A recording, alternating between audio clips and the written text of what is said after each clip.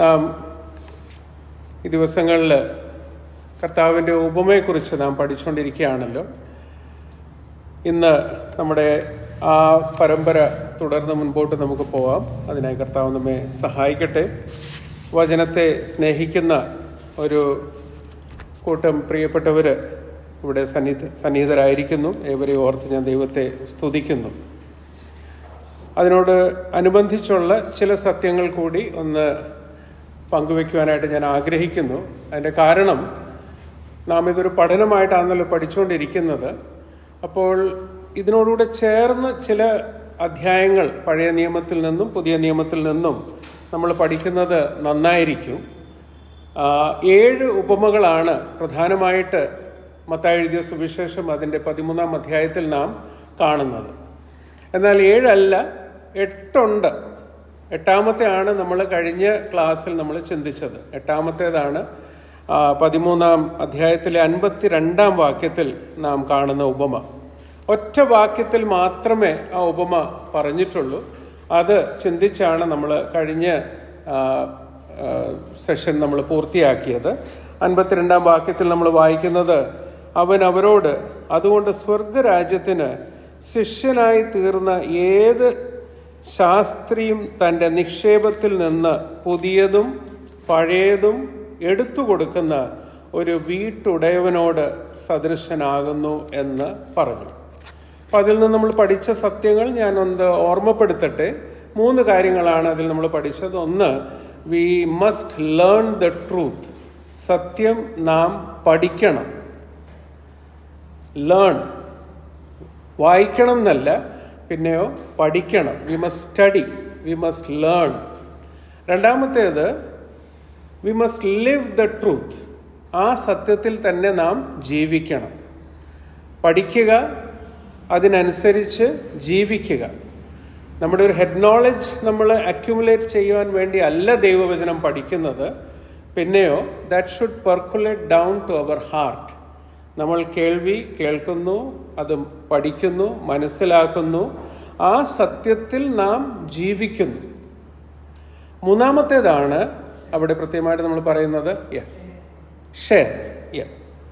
അത് നമ്മൾ പങ്കുവയ്ക്കുക. ഒരു വിശ്വസ്തനായ ഒരു ഗൃഹവിചാരകൻ എന്ന നിലയിൽ നാം അത് പങ്കുവയ്ക്കുക. അപ്പോൾ ഈ 3 കാര്യങ്ങൾ നമ്മുടെ ജീവിതത്തിൽ നാം ചെയ്യുമ്പോൾ മാത്രമേ കർത്താവിൻ്റെ വചനം നമ്മുടെ ജീവിതത്തിൽ പ്രയോജനപ്രദമായി തീരുകയാണ്. ദൈവവചനത്തിൽ 7 എന്ന് പറയുന്ന സംഖ്യയ്ക്ക് വളരെ മൂല്യമുണ്ട്. ദ നമ്പർ 7, അത് പൂർണ്ണത്തെ കാണിക്കുന്ന സംഖ്യയാണ് 7 എന്ന് പറയുന്നത്. ഒരാഴ്ചയിൽ 7 ദിവസമാണുള്ളത്. So that speaks of the completeness. അപ്പോൾ ഈ 7 ഉപമകൾ പഠിക്കുമ്പോൾ തന്നെ അതിന് മുന്നോടിയായിട്ട് ഒരു താല്പര്യം ഒന്ന് ക്രിയേറ്റ് ചെയ്യാൻ വേണ്ടി, അല്ലെങ്കിൽ ഒന്നൊന്ന് ഇഗ്നൈറ്റ് ചെയ്യാൻ വേണ്ടിയാണ് ഞാനത് പങ്കുവെക്കുന്നത്. ലേവ്യ പുസ്തകത്തിലെ 23-ാം അധ്യായം കൂടി ഒന്ന് പഠിക്കുന്നത് നല്ലതാണ്. ലേവ്യ പുസ്തകം അതിൻ്റെ 23-ാം അധ്യായം, അവിടെ ഇസ്രായേൽ മക്കൾക്ക് നൽകിയ 7 ഉത്സവങ്ങളെക്കുറിച്ച് അവിടെ പറയുന്നുണ്ട്. അവിടെയും 7 ഉത്സവങ്ങളെക്കുറിച്ചാണ്. അപ്പോൾ അത് ഇംഗ്ലീഷിൽ നമ്മൾ പറയുന്നത് ദ ലെവിറ്റിക്കൽ ഫീസ്റ്റ്സ്. 1986 ഞാൻ വിശ്വാസത്തിലേക്ക് വന്ന് സ്നാനപ്പെട്ടിട്ടില്ല. അതിന് മുമ്പ് തന്നെ ബോംബെയിൽ നിന്ന് GLS-ൽ നിന്ന് വന്ന ഒരു ദൈവദാസൻ എനിക്ക് 4 പുസ്തകങ്ങൾ തന്നു. ചെറിയ ചെറിയ പുസ്തകങ്ങളാണ്. ഇപ്പോഴും എൻ്റെ കയ്യിൽ ആ പുസ്തകങ്ങളുണ്ട്. അതിലൊരു പുസ്തകത്തിൻ്റെ ടൈറ്റിൽ ഇങ്ങനെയാണ്, ബി ഗോഡ്സ് ഗസ്റ്റ്. ദൈവത്തിൻ്റെ ഒരു ഗസ്റ്റായിട്ട് കടന്നു വരിക. Be God's guest. ആ ചെറിയ പുസ്തകത്തിൽ ഈ 7 ഉത്സവങ്ങളെക്കുറിച്ച്, ദ 7 ലെവിറ്റിക്കൽ ഫീസ്റ്റ്, അതിനെക്കുറിച്ച് വളരെ വ്യക്തമായിട്ട് പറഞ്ഞ ഒരു ചെറിയ പുസ്തകമാണ്.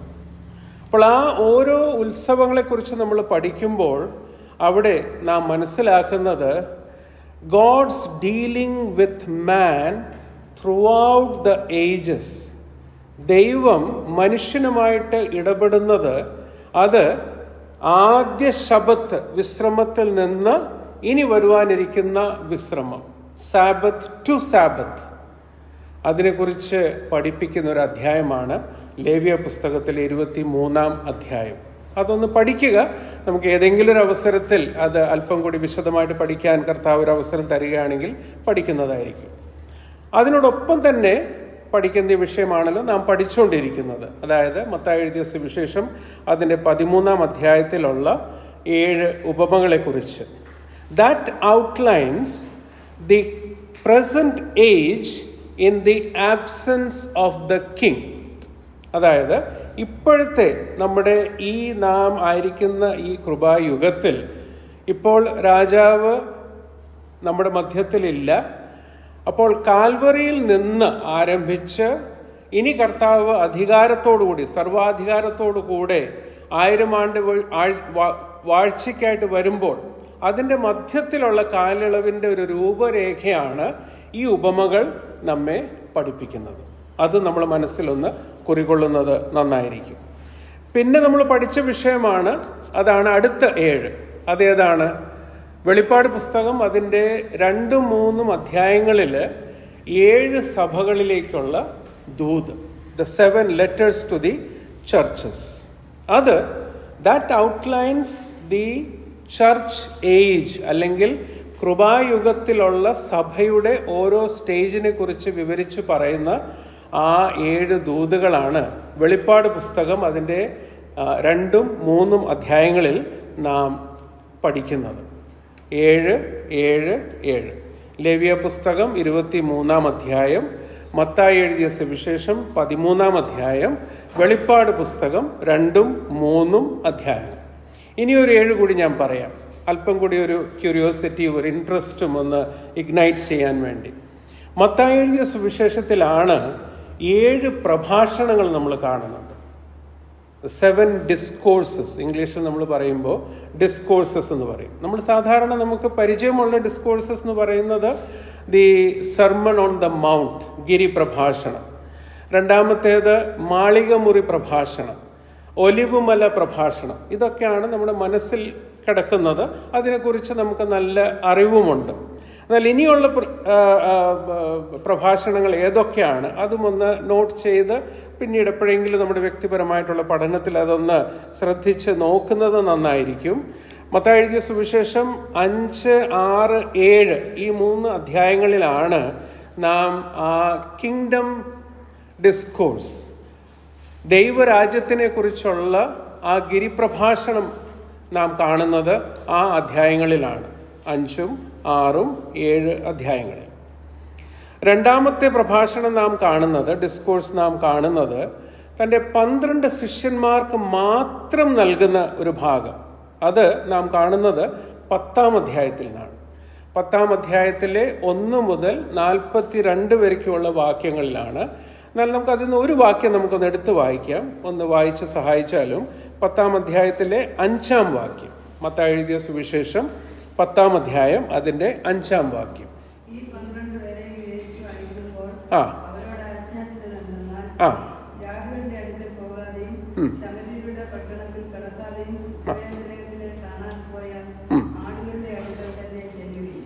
മതി. ഇനി ആ അധ്യായം മുഴുവൻ നമുക്ക് വായിക്കുമ്പോൾ അവിടെ ഈ 12 ശിഷ്യന്മാർക്ക് നൽകുന്ന ആ പ്രത്യേകമായിട്ടുള്ള സത്യങ്ങളാണ് ആ അധ്യായത്തിൽ വിവരിച്ച് പറഞ്ഞിരിക്കുന്നത്. അപ്പോൾ അതും ഒരു ഡിസ്കോഴ്സാണ്. That is a commission extended to the 12 disciples. മൂന്നാമത്തേതാണ് 13-ാം അധ്യായത്തിലെ 1 മുതൽ 52 വരെക്കുള്ള വാക്യങ്ങളിൽ നാം കാണുന്ന ഉപമകൾ. അതും ഒരു ഡിസ്കോഴ്സായിട്ട്, ഒരു പ്രഭാഷണമായിട്ട് തന്നെ നമുക്ക് എടുക്കുവാനായിട്ട് സാധിക്കും. അടുത്തത് നാം കാണുന്നത് 18-ാം അധ്യായത്തിലേക്ക് വരുമ്പോൾ അവിടെ 2 പ്രത്യേകമായിട്ടുള്ള നമ്മുടെ ബിഹേവിയർ, അല്ലെങ്കിൽ നമ്മുടെ ആത്മീയ ജീവിതത്തിൽ ഉണ്ടാകേണ്ടിയ സ്വഭാവത്തെക്കുറിച്ചുള്ള ഒരു ഡിസ്കോഴ്സ്, ഒരു പ്രഭാഷണം നൽകുന്നത് 18-ാം അധ്യായത്തിലാണ്. അതിൻ്റെ 1 മുതൽ 19 വരെക്കുള്ള വാക്യങ്ങൾ വായിക്കുമ്പോൾ അവിടെ താഴ്മയെക്കുറിച്ചുള്ള the discourse on humility, discourse on humility അതേ അധ്യായത്തിൽ തന്നെ 21 മുതൽ 35 വരെക്കുള്ള വാക്യങ്ങൾ വായിക്കുമ്പോൾ അവിടെ ഡിസ്കോഴ്സ് ഓൺ ഫൊർഗീവ്നെസ്, ക്ഷമിക്കുക. 1 താഴ്മ, രണ്ടാമത്തേത് ക്ഷമ, ക്ഷമിക്കുക. ക്ഷമ എന്ന് പറയുന്നത് പേഷ്യൻസ് അല്ല, ഫൊർഗീവ്നെസ്, ക്ഷമിക്കുക. നാം മറ്റുള്ളവരെ ക്ഷമിക്കുക. ഈ രണ്ട് സ്വഭാവ വിശേഷതകളെ കുറിച്ചുള്ള പ്രഭാഷണമാണ് ആ അധ്യായത്തിൽ നാം കാണുന്നത്. അതിൽ ഒരു വാക്യം നമുക്കൊന്ന് എടുത്തു വായിക്കാം. ഇതെല്ലാം ജസ്റ്റ് നമ്മുടെ ഇൻട്രസ്റ്റിനെ ഒന്ന് വർദ്ധിപ്പിക്കാൻ വേണ്ടി മാത്രം ഞാൻ പങ്കുവെക്കുകയാണ്. അതേ അധ്യായത്തിൽ 18-ാം അധ്യായത്തിലെ 20-ാം വാക്യം നമുക്കൊന്ന് വായിക്കാം.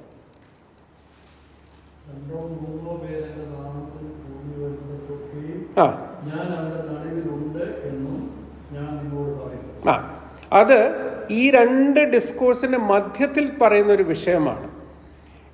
ഇത് ഞാൻ എടുത്തു പറഞ്ഞൊരു കാര്യം എന്ന് പറയുന്നത്, ഈ വാക്യം കോട്ട് ചെയ്യുമ്പോൾ തന്നെ പലരും അറിയാതെ പറഞ്ഞു പോകുന്നതാണ്. 2-3 പേർ എൻ്റെ നാമത്തിൽ എവിടെ കൂടിയാലും ഞാൻ അവരുടെ മധ്യത്തിലേക്ക് എഴുന്നള്ളാം എന്ന് ചിലർ പ്രാർത്ഥിക്കുമ്പോൾ പറയും. കേട്ടിട്ടുണ്ടെങ്കിൽ അറിവില്ലായ്മയിൽ പറ്റുപോകുന്നതാണ്. എന്നാൽ ആ വാക്യം പ്രത്യേകമായിട്ട് പറയുന്നത് എന്താണ്? 2-3 പേർ എൻ്റെ നാമത്തിൽ എവിടെ കൂടിയാലും ഞാൻ അവരുടെ മധ്യത്തിൽ ഉണ്ട്. നമ്മളിവിടെ കൂടി വരുന്ന സമയത്ത്, കൂടി വരുന്നതിന് മുൻപ് തന്നെ ദൈവിക സാന്നിധ്യം ഇവിടെ ഉണ്ട്. ആ സാന്നിധ്യത്തിന്റെ ചുറ്റിലും നാം ഒരുമിച്ച് കൂടി വരുന്നു. ഞാൻ പറഞ്ഞ വാസ്തവമല്ലേ? ദൈവിക സാന്നിധ്യം അവിടെ ഉണ്ട്. പഴയ നിയമത്തിലെ പിതാക്കന്മാരുടെ ഓരോ അനുഭവം നമ്മൾ വായിക്കുന്ന സമയത്ത്, യാക്കോബിന്റെ ജീവിതത്തിൽ ഓരോ അനുഭവങ്ങൾ നമ്മൾ നോക്കുമ്പോൾ, താൻ ആയിരിക്കുന്ന സ്ഥലത്ത് ദൈവിക സാന്നിധ്യം ഉണ്ടായിരുന്നു എന്നുള്ളത് അദ്ദേഹത്തിന് അല്പം കഴിഞ്ഞപ്പോഴാണ് മനസ്സിലായത്. But God's presence was there, അവിടെ ഉണ്ടായിരുന്നു. നമ്മൾ കൂടി വരുമ്പോൾ അവിടേക്ക് ദൈവം എഴുന്നള്ളുകയല്ല, ദൈവം അവിടെ ഉണ്ട്. He is there. I am that I am. ആ സ്വയംഭൂവായിട്ടുള്ള ദൈവമാണ് നമ്മുടെ ദൈവം. അടുത്തത് 5-ാമത്തേത് നാം കാണുന്നത് 23-ാം അധ്യായത്തിലാണ്. 23-ാം അധ്യായത്തിലെ 1 മുതൽ 39 വരയ്ക്കുള്ള വാക്യങ്ങൾ വായിക്കുമ്പോൾ അവിടെ പരീശന്മാരുടെയും അതുപോലെ ശാസ്ത്രിമാരുടെയും കപട ഭക്തിയെക്കുറിച്ച് പറയുന്ന ഒരു പ്രഭാഷണമാണ്. The denunciation of Pharisees and scribes. പരീശന്മാരുടെ അതുപോലെ ശാസ്ത്രിമാരുടെ അവരുടെ കപടഭക്തിയെക്കുറിച്ച് കർത്താവ് പറയുന്ന പ്രഭാഷണമാണ് 23-ാം അധ്യായത്തിൽ നാം കാണുന്നത്. 24-ാം അധ്യായത്തിലേക്ക് നമ്മൾ വരുമ്പോഴാണ് ഒലിവുമല പ്രഭാഷണം അത് നാം കാണുന്നത്. 24-ാം അധ്യായം അതിന് 1 മുതൽ 25 വരയ്ക്കുമുള്ള വാക്യങ്ങളും 46-ാം വാക്യങ്ങളും വായിക്കുമ്പോൾ അത് 6-ാമത്തേതാണ്. 7-ാമത്തേത് അതും വളരെ സുപ്രധാനമായിട്ടുള്ള ഒരു പ്രഭാഷണമാണ്.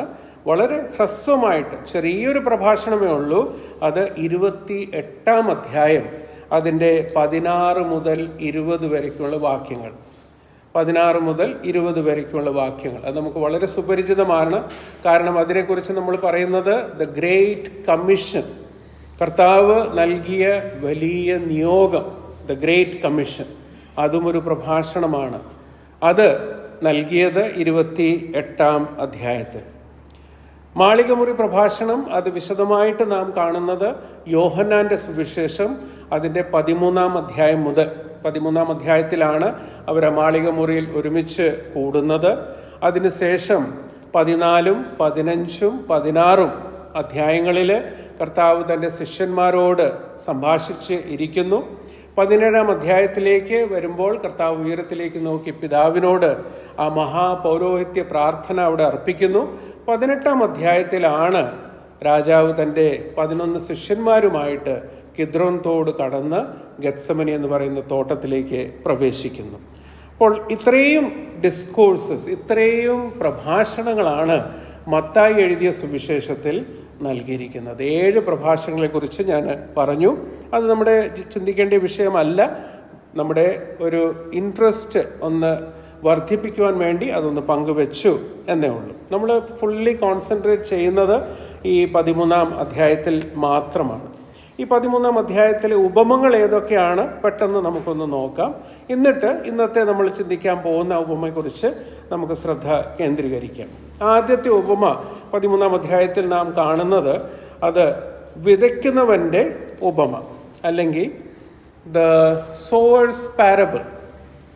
വിതയ്ക്കുന്നവൻ്റെ ഉപമ അതാണ് നമ്മൾ കാണുന്നത്. അത് 1 മുതൽ 9 വരയ്ക്കുള്ള വാക്യങ്ങളിലും അതിനുശേഷം 18 മുതൽ 23 വരയ്ക്കുള്ള വാക്യങ്ങളിൽ അതിൻ്റെ വ്യാഖ്യാനം നമ്മൾ കാണുന്നുണ്ട്. 18-ാം വാക്യത്തിൽ നമ്മൾ വായിക്കുന്നത്, എന്നാൽ വിതയ്ക്കുന്നവൻ്റെ ഉപമ കേട്ടുകൊള്ളുവിൻ എന്ന് പറഞ്ഞ് അതിനെക്കുറിച്ചുള്ള ഒരു വ്യാഖ്യാനം അവിടെ നൽകുന്നത്. അപ്പോൾ അവിടെ ഏറ്റവും കൂടുതൽ ഊന്നൽ കൊടുത്ത് ആ ഉപമയിൽ പറഞ്ഞിരിക്കുന്നത് വിത്ത് എവിടേക്കാണ് വിതയ്ക്കുന്നത്, ആ ഗ്രൗണ്ട്, ആ മണ്ണിനെ കുറിച്ച്, അതാണ് ഏറ്റവും കൂടുതൽ എംഫസൈസ് ചെയ്ത് അതിൽ പറയുന്നത്. ആ ഉപമയിൽ ഏറ്റവും പ്രാധാന്യം അർഹിക്കുന്ന വിഷയം അത് ഏത് മണ്ണിലാണത് വീഴുന്നത്. രണ്ടാമത്തേത് നാം കാണുന്നത് 24-ാം വാക്യം മുതൽ 30-ാം വാക്യം വരയ്ക്കും. തുടർന്ന് അതിന് വ്യാഖ്യാനം നമ്മൾ കാണുന്നത് 36 മുതൽ 43 വരയ്ക്കുള്ള വാക്യങ്ങൾ. അത് കളയുടെ ഉപമയാണ്. അതിന് വ്യാഖ്യാനമാണ് 36-ാം വാക്യം മുതൽ 43 വരയ്ക്കുള്ള വാക്യങ്ങളിൽ നാം കാണുന്നത്. About the wheat and the tares, ഗോതമ്പും കളയും അത് വിതയ്ക്കുന്ന അതിനെക്കുറിച്ച്. അവിടെ എംഫസൈസ് സോയിൽ അല്ല, പിന്നെയോ സീഡ്. അവിടെ വിത്തിനാണ് പ്രാധാന്യം. നല്ല വിത്ത്, ഗോതമ്പ് വിത്ത്, കള, അതിന് തമ്മിലുള്ള താരതമ്യം ആ ഉപമയിൽ നാം കാണുന്നു. മൂന്നാമത്തേത് നാം കാണുന്നത് 31-ാം 32-ാം വാക്യത്തിൽ. അത് കടുകുമണിയുടെ ഉപമ, the parable of the mustard seed. Mustard seed, കടുകുമണി. അവിടെ എംഫസൈസ് എന്ന് പറയുന്നത് കടുകുമണിയുടെ സൈസ്, അതിൻ്റെ വലിപ്പം, അതിനെക്കുറിച്ചാണ് അവിടെ ഏറ്റവും കൂടുതൽ ഫോക്കസ് ചെയ്ത് പറയുന്ന വിഷയം. ഇനി നാലാമത്തേത് നാം കാണുന്നത് 33-ാം വാക്യത്തിൽ. അത് പുളിച്ച മാവിൻ്റെ ഉപമ. 33 മുതൽ 35 വരയ്ക്കുള്ള വാക്യങ്ങളിൽ നാം കാണുന്നത് പുളിച്ച മാവിൻ്റെ ഉപമ. അവിടെ ഈ പുളിച്ച മാവ് അത് സദൃശ്യമായിട്ട് അതിൻ്റെ തുടക്കം എവിടെ നിന്നാണ്, ദ സോഴ്സ്, അതിലാണ് ഏറ്റവും കൂടുതൽ ഊന്നൽ കൊടുത്ത് അവിടെ സംസാരിച്ചിരിക്കുന്നത്. 5-ാമത്തെ ഉപമ നാം കാണുന്നത് 44-ാം വാക്യത്തിലേക്ക് വരുമ്പോൾ. ഒറ്റ വാക്യത്തിൽ മാത്രമേ ഉള്ളൂ ആ ഉപമ പറഞ്ഞിരിക്കുന്നത്. അത് ഒളിച്ചു വെച്ച് ഒരു നിധിയുടെ ഉപമയാണ്, ദ ഹിഡൻ ട്രഷർ. അവിടെ ഏറ്റവും പ്രാധാന്യം അർഹിക്കുന്ന വിഷയം എന്ന് പറയുന്നത് ഒളിച്ചു വെച്ചിരിക്കുക, അതിനെ ഹൈഡ് ചെയ്ത് വെച്ചിരിക്കുക. ആ കാര്യത്തിലാണ് അവിടെ ഊന്നൽ കൊടുത്ത് പറയുന്നത്. അടുത്തത് നാം കാണുന്നത് 45-ഉം 46-ഉം വാക്യങ്ങളിലാണ്. അതിൽ വിലയേറിയ മുത്തിൻ്റെ ഉപമയാണ് അവിടെ നാം കാണുന്നത്, the precious pearl. Precious pearl, അവിടെ വലിയ വിലയുള്ള മുത്ത്, വലിയ വില, one something of great price. അതാണ് അവിടുത്തെ മുഖ്യ ചിന്തനീയ വിഷയം. 7-ാമത്തെ ഉപമയാണ് 47-ാം വാക്യം മുതൽ 50-ാം വാക്യം വരയ്ക്ക് നമ്മൾ വായിക്കുമ്പോൾ. അവിടെ വലയുടെ ഉപമ എന്നാണ് മലയാളത്തിൽ എഴുതിയിരിക്കുന്നത്, the parable on the drag net. വല വീശി വല വീണ്ടും അത് വലിച്ചെടുക്കുക. ആ വലയെക്കുറിച്ചുള്ള ഉപമയാണ് 47 മുതൽ 50 വരയ്ക്കുള്ള വാക്യങ്ങളിൽ നാം കാണുന്നത്. അത് നമ്മളെ സൂചിപ്പിക്കുന്നത്, അല്ലെങ്കിൽ അവിടെ ഏറ്റവും പ്രാധാന്യം അർഹിക്കുന്ന വിഷയമെന്ന് പറയുന്നത് ദ സെപ്പറേഷൻ ആൻഡ് ജഡ്ജ്മെന്റ്, വേർപാടും ന്യായവിധിയും. അതിനെ സൂചിപ്പിക്കുന്ന വിഷയമാണ് ആ ഉപമയിൽ നിന്ന് നാം പഠിക്കുന്നത്. ഇങ്ങനെ 7 ഉപമകൾ ആണ് വിവരിച്ച് ഈ 13-ാം അധ്യായത്തിൽ പറഞ്ഞിരിക്കുന്നത്. 52-ാം വാക്യത്തിലെ വിഷയം ഞാൻ ഒന്നുകൂടി ഓർമ്മിപ്പിച്ചുവല്ലോ. അത് നമ്മുടെ മനസ്സിൽ എപ്പോഴും ഉണ്ടായിരിക്കണം. ഇനി നമുക്ക് ഇന്ന് നമ്മൾ ആലോചിക്കാൻ പോകുന്ന ആ ഉപമയിലേക്ക് നമ്മുടെ ചിന്തയെ നമുക്ക് കേന്ദ്രീകരിക്കാം. അത് വിതയ്ക്കുന്നവൻ്റെ ഉപമ. അതിൻ്റെ ആ വാക്യങ്ങൾ നമുക്കൊന്ന് വായിക്കാം. ആദ്യമായിട്ട് 1 മുതൽ 9 വരയ്ക്കുള്ള വാക്യങ്ങൾ ഒരു സഹോദരനോ സഹോദരിയോ വായിക്കാം. അതിനുശേഷം അതിൻ്റെ 18 മുതൽ 23 വരയ്ക്കുള്ള വാക്യങ്ങൾ വേറൊരു സഹോദരൻ അല്ലെങ്കിൽ സഹോദരി വായിക്കാം. 1 മുതൽ 9, 18 മുതൽ 23. ആ,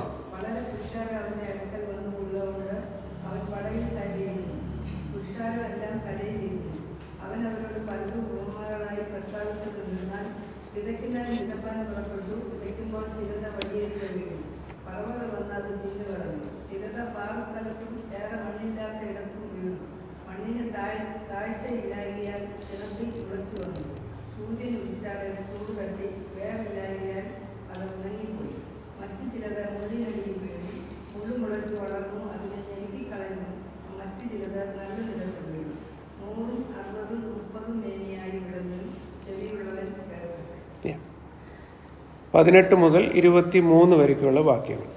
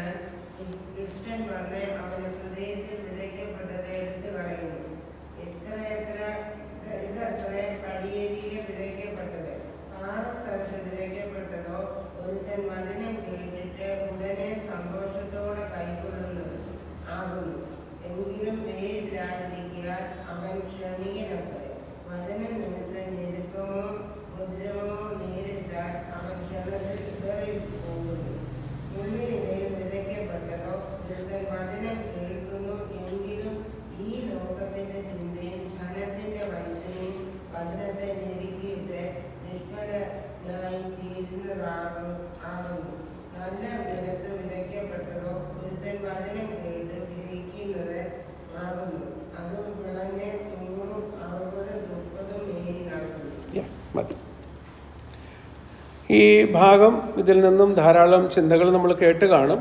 അല്പം വ്യത്യസ്തമായിട്ട് നാം പഠിക്കുകയാണല്ലോ, അതുകൊണ്ട് ഇതിൻ്റെ ഏറ്റവും അടിസ്ഥാനപരമായിട്ടുള്ള അടയാളങ്ങൾ അത് മാത്രം ഒന്ന് ചൂണ്ടിക്കാണിക്കുവാനായിട്ടാണ് ഞാൻ ആഗ്രഹിക്കുന്നത്.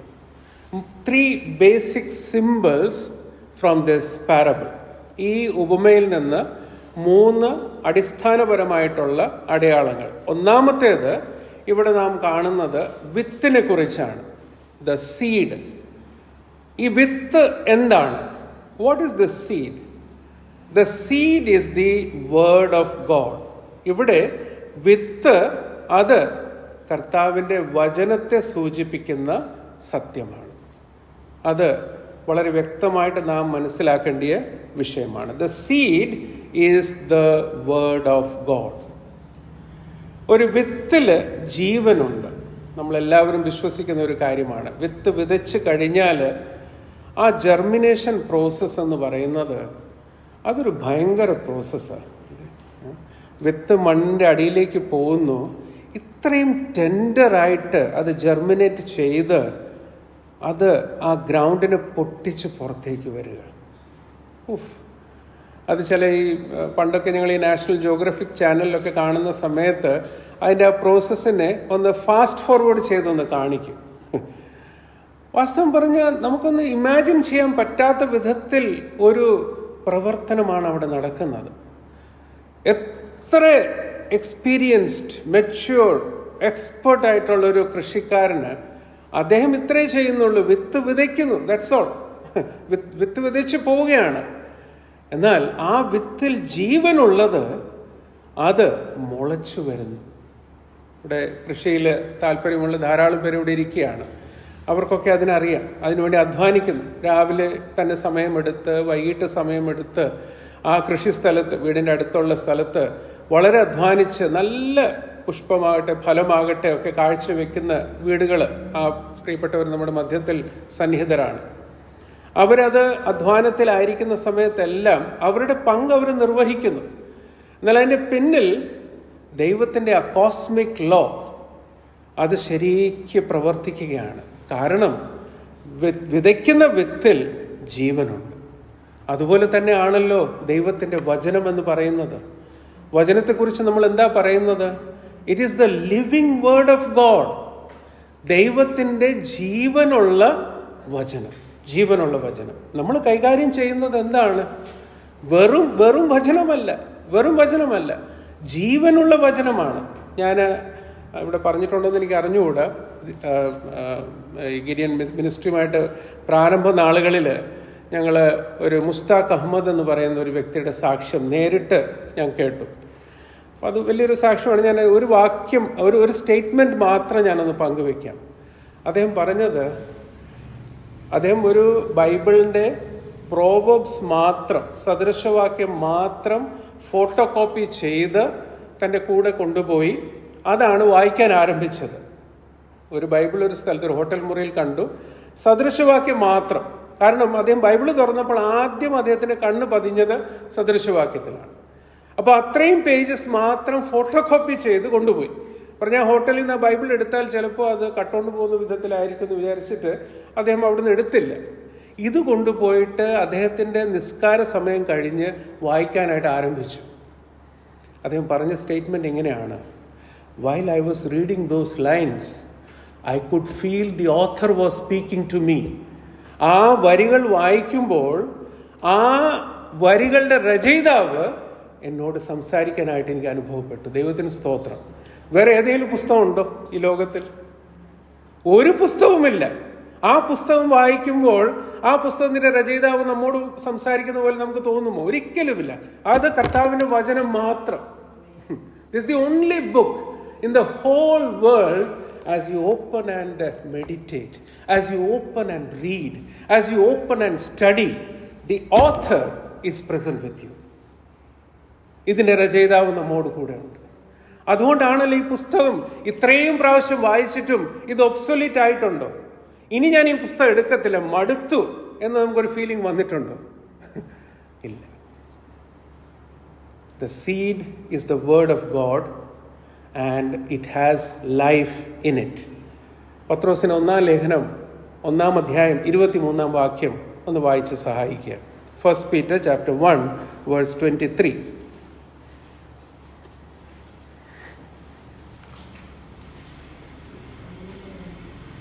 1 പത്രോസിന്റെ 1-ാം അധ്യായം 23-ാം വാക്യം.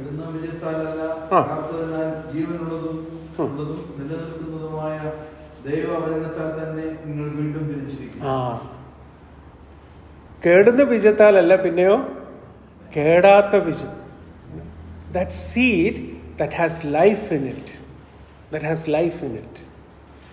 അതുകൊണ്ടാണ് ഈ വചനം കേൾക്കുമ്പോൾ അത് നമ്മുടെ ഹൃദയത്തിൽ ക്രിയ ചെയ്യുകയും മരിച്ചവരായ നമ്മൾ ജീവൻ പ്രാപിക്കുന്നത്. ഏത് ജീവനാണ്? നിത്യജീവന്റെ അവകാശികളായി തീരുന്നു. ദൈവത്തിന് സ്തോത്രം. എത്ര സ്തോത്രം പറഞ്ഞാലും മതി വരികയില്ല. കർത്താവ് നമ്മോട് കാണിച്ച ആ വലിയ കരുണ, ആ വചനത്തെക്കുറിച്ച് തന്നെയാണ് എബ്രായ ലേഖനം 4-ാം അധ്യായം 12-ാം വാക്യത്തിൽ നമ്മൾ വായിക്കുന്നത്. എന്താണ്? ഇരുവായ തലയുള്ള, അത് നമുക്ക് വളരെ സുപരിചിതമായ വാക്യമാണ്. വിത്ത് വിതയ്ക്കുമ്പോൾ അത് ഫലം പുറപ്പെടുവിക്കും, അല്ലേ? അല്ലെങ്കിൽ നമ്മൾ വെറുതെ വിത്ത് വിതയ്ക്കുന്നുണ്ടോ? ഇല്ല. അതിൽ നിന്ന് ഫലം ലഭിക്കണം. അതിനുവേണ്ടിയാണ് നമ്മൾ വിത്ത് വിതയ്ക്കുന്നത്. അപ്പോൾ ഈ വിതയ്ക്കുന്ന വിത്തിൽ നിന്ന് ലഭിക്കുന്ന ഫലം എന്തൊക്കെയാണ്? അത് പെട്ടെന്നൊന്ന് നമുക്ക് നോക്കാം. ഒന്നാമത്തേത്, ഇറ്റ് വിൻസ് സോൾസ്. അത് ആത്മാക്കളെ നേടുന്നു. റോമാലേഖനം 1-ാം അധ്യായം 13-ാം വാക്യം ഒന്ന് പെട്ടെന്നൊന്ന് വായിച്ച് സഹായിച്ചാലും. റോമാലേഖനം 1-ാം അധ്യായം 13-ാം വാക്യം ലഭിക്കുന്നവർ പെട്ടെന്ന് വായിച്ചാൽ നമുക്ക് പെട്ടെന്ന് തീർക്കാം.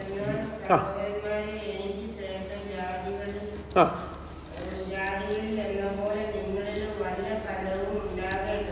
ആ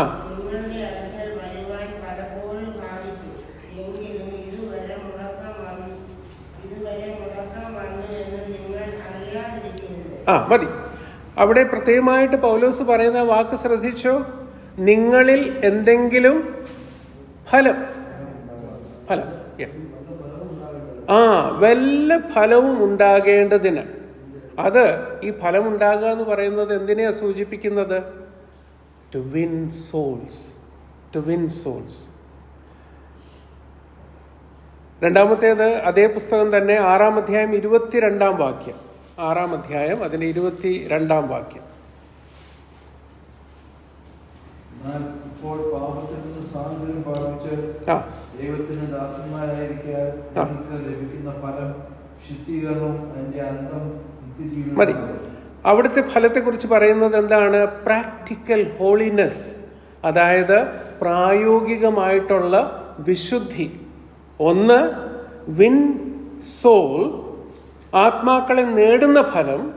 രണ്ടാമത്തെ ഫലത്തെക്കുറിച്ചാണ് 6-ാം അധ്യായം 22-ാം വാക്യത്തിൽ പറയുന്നത്.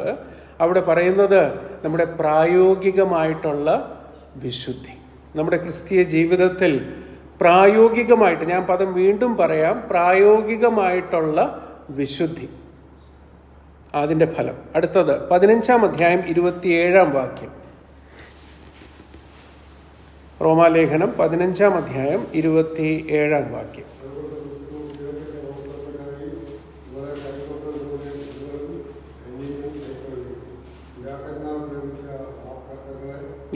അത് അവിടെ പ്രത്യേകമായിട്ട് അവിടെ പറയുന്നത് തമ്മിൽ കൈക്കൊള്ളുക, അല്ലെങ്കിൽ ഷെയറിങ്. അത് ഞാനിങ്ങനെ ഒരു നിർവചനം അതിന് കൊടുക്കട്ടെ. കമ്മ്യൂണിക്കെയർ, വെറും കമ്മ്യൂണിക്കേറ്റ് അല്ല, ആശയവിനിമയമല്ല, പിന്നെയോ കമ്മ്യൂണിക്കെയർ. അത് എബ്രായ ലേഖനം 13-ാം അധ്യായം അതിന്റെ 16-ഉം 17-ഉം വാക്യം വായിക്കുന്ന സമയത്ത് പിന്നീട് വായിച്ചാൽ മതി, നമുക്കറിയാവുന്ന വാക്യമാണ്. അവിടെ പ്രത്യേകമായിട്ട് പറയുന്നത് നന്മ ചെയ്യുവാനും കൂട്ടായ്മ കാണിപ്പാനും മറക്കരുത്. ആ കൂട്ടായ്മ കാണിക്കുക എന്ന് പറയുന്നത് അവിടെ ഈ കമ്മ്യൂണിക്കെയർ, അതിനെയാണ് ഫോക്കസ് ചെയ്ത് അവിടെ പറയുന്നത്. തമ്മിൽ അതാണ് നമ്മൾ 15-ാം അധ്യായം 27-ാം വാക്യത്തിൽ വായിച്ചത്. ഇനി ഗലാത്യർക്ക് എഴുതിയ ലേഖനം 5-ാം അധ്യായം 22-23 വാക്യം നമ്മൾ വായിക്കുമ്പോൾ ആത്മാവിന്റെ ഫലത്തെക്കുറിച്ച് അവിടെ വളരെ വിശദമായിട്ട് പറഞ്ഞിട്ടുണ്ട്. അത് നമുക്കറിയാം. അത് പെട്ടെന്നൊന്ന് വായിക്കാം. ഗലാത്യർ 5-ന്റെ 22-ഉം 23-ഉം.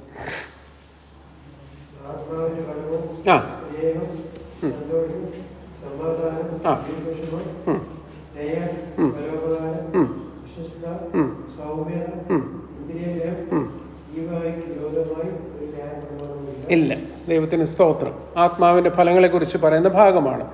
ഇനി കൊലോസ്യർ 1:10 അവിടെ എന്താ നമ്മൾ വായിക്കുന്നത്? കൊലോസ്യർക്ക് എഴുതിയ ലേഖനം 1-ാം അധ്യായം അതിന്റെ 10-ാം വാക്യം.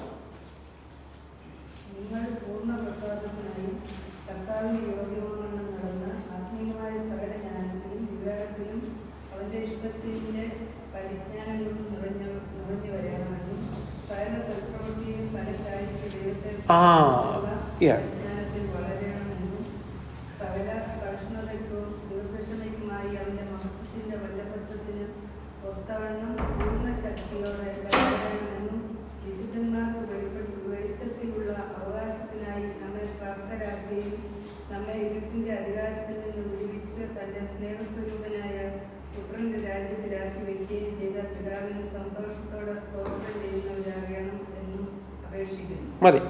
അവിടെ പ്രത്യേകമായിട്ട് പറയുന്ന ഒരു ഭാഗമാണ് ചൂണ്ടിക്കാണിക്കാനായിട്ട് ആഗ്രഹിച്ചത്. സൽപ്രവൃത്തിക്കുള്ള ഫലം കായ്ക്കുക, അല്ലേ ആന്റി? സകല സൽപ്രവൃത്തിക്കും ഫോർ ഗുഡ് വർക്ക്സ്, അതിൻ്റെ ഫലം. അവസാനമായിട്ട് നാം വായിച്ച ഭാഗമാണ് എബ്രായ ലേഖനം 13-ാം അധ്യായം അതിന്റെ 15-16 വാക്യങ്ങളിലാണ് നമ്മൾ വായിക്കുന്നത്. ഇടപെടാതെ അധരഫലം എന്ന സ്തോത്രയാഗം അർപ്പിക്കണം.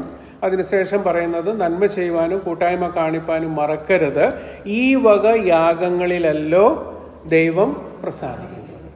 അപ്പൊ ഇതിനെല്ലാം ഒരു യാഗമായിട്ടാണ് ദൈവവചനം നമ്മെ പഠിപ്പിക്കുന്നത്.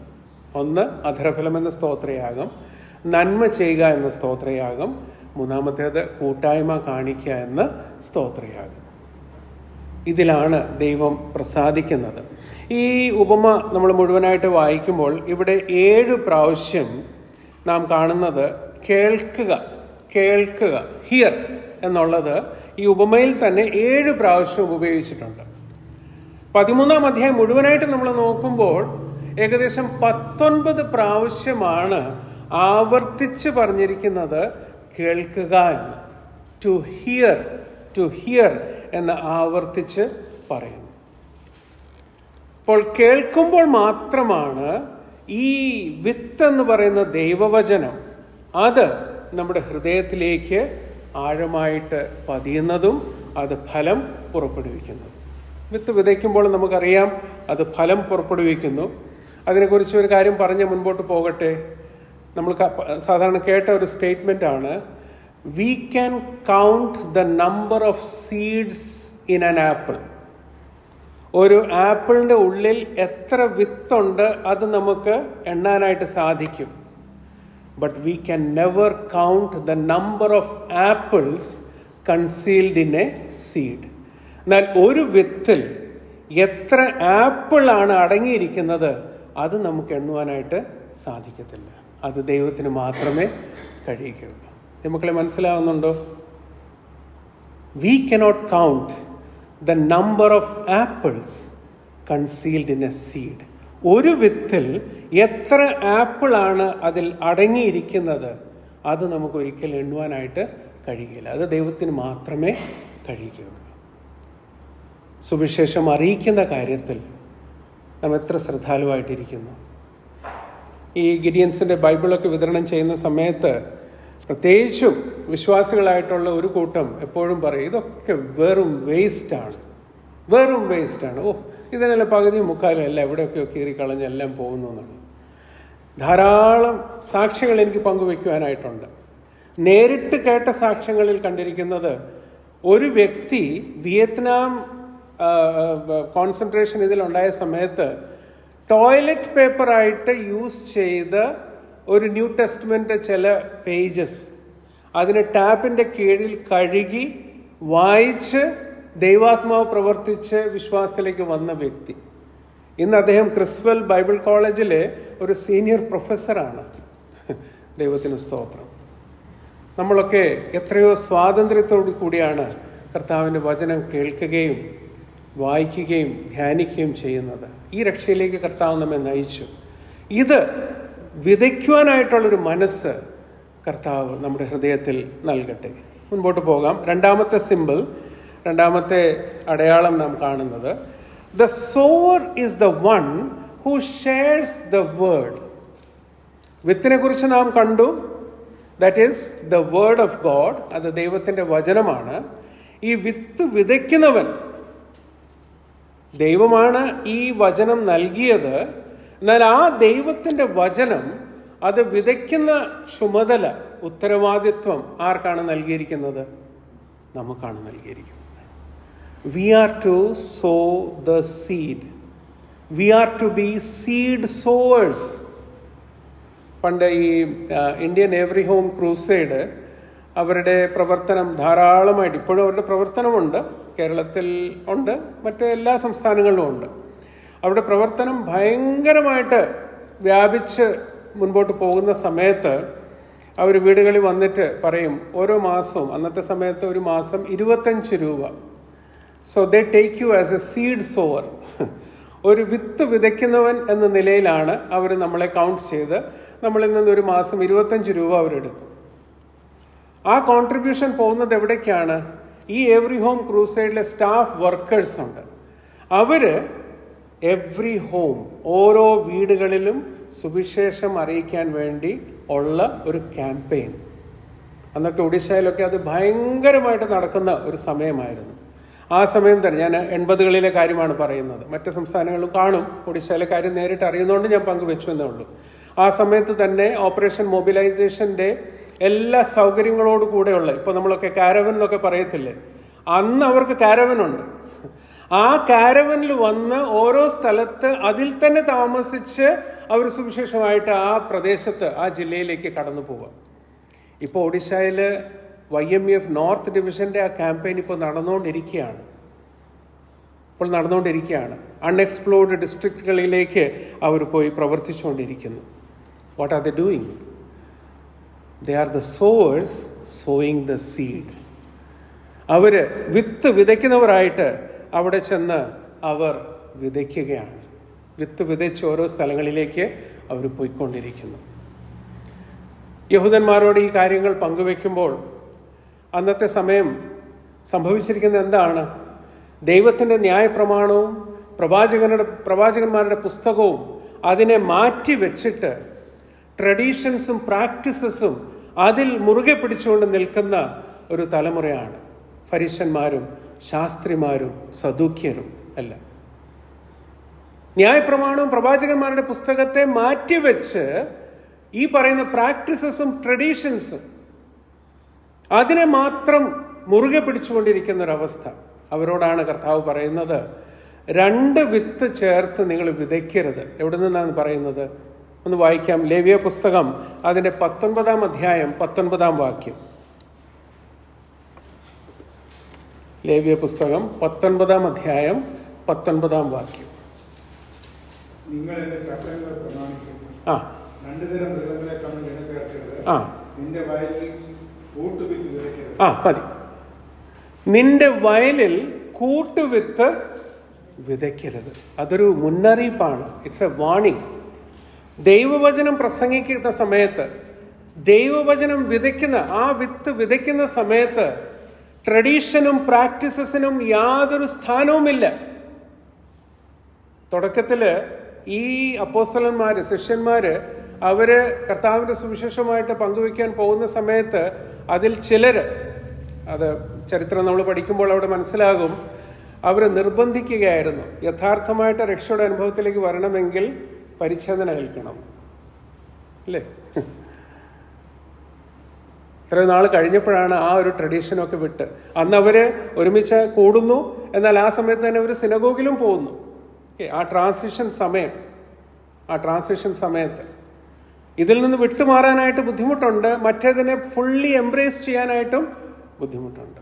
പലപ്പോഴും ഈ ട്രഡീഷൻ പ്രാക്ടീസസ് അറിയാതെ തന്നെ ചിലരുടെ മേലൊരു നുഖമായിട്ട് നമ്മൾ കൊടുക്കാറില്ലേ? പുതിയതായിട്ട് വിശ്വാസത്തിലേക്ക് വന്നവര് 2 വിധത്തിലുള്ള വിത്ത് ചേർത്ത് വിതയ്ക്കരുത്. ആ ഭാഗം പിന്നീട് വായിക്കുക. അവിടെ പല കാര്യങ്ങൾ പറഞ്ഞിട്ടുണ്ട്. എന്നാൽ ഇന്നത്തെ ലോകത്തിൽ ഏറ്റവും വലിയ ശാപം എന്ന് പറയുന്നത് ഈ ഫ്യൂഷൻ എന്ന് പറയുന്നത്. ആഹാരത്തിൽ ഫ്യൂഷൻ, ഫാഷനിലെ ഫ്യൂഷൻ, ഈ പറയുന്ന ഈ പ്രാക്ടീസസിൽ ഫ്യൂഷൻ, എല്ലാത്തിലെയും ഒരു മിക്സ്ഡ് ആയിട്ടുള്ള ഒരു പ്രവണത. മ്യൂസിക് കേൾക്കുമ്പോൾ തന്നെ വെസ്റ്റേണും ഇന്ത്യൻ ക്ലാസിക്കിന്റെ ഫ്യൂഷൻ എന്നാണ് പറയുന്നത്. എന്താ വരുന്നത്? അരോചകമായിട്ടുള്ള സ്വരങ്ങളാണ് അവർ കേൾക്കുന്നത്. ആ പ്യൂരിറ്റി അവിടെ നഷ്ടപ്പെടുന്നു. വേദപുസ്തകം വളരെ വ്യക്തമായിട്ട് പഠിപ്പിക്കുകയാണ്, 2 വിധത്തിലുള്ളത് ചേർത്ത് ഒരിക്കലും വിതയ്ക്കരുത്. ഒരു വാക്യം കൂടെ അതിനോട് ബന്ധത്തിൽ വായിക്കാം. 2 തിമോത്തിയോസ് 2-ാം അധ്യായം അതിൻ്റെ 2-ാം വാക്യം. അത് നമുക്ക് പരിചയമുള്ള ഭാഗമാണ്. 2 തിമോത്തിയോസ് 2-ാം അധ്യായം 2-ാം വാക്യം. ക്രിസ്തുയേശുവിന്റെ നല്ല ഭടനായി എന്നോടുകൂടെ കഷ്ടം സഹിക്കുക. പടചേർത്തവനെ പ്രസാദിപ്പിക്കേണ്ടതിന് യാതൊരു പടയാളിയും ജീവനകാരിയും ഇടപെടാതിരിക്കുന്നു. ഒരു മിനിറ്റ്. 2 തിമോത്തിയോസ് അതെ, എക്സാക്ട്ലി.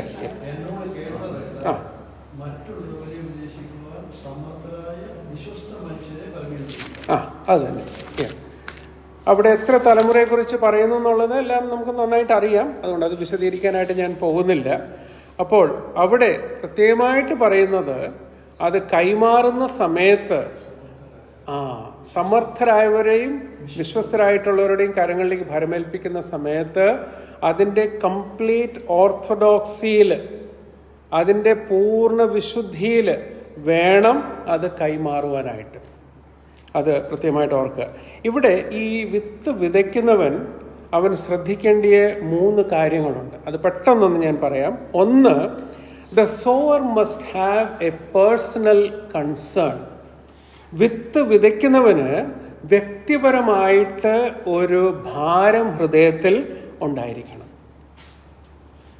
126-ാം സങ്കീർത്തനം അതിന് 5-ഉം 6-ഉം വാക്യത്തിൽ നമ്മൾ വായിക്കുന്നത് എന്താണ്? വിതയ്ക്കുമ്പോൾ അവൻ കരഞ്ഞ് വിതയ്ക്കുന്നു, എന്നാൽ എങ്ങനെയാണ് അവൻ കൊയ്യുന്നത്? ആർപ്പോടെ കൊയ്യുന്നു.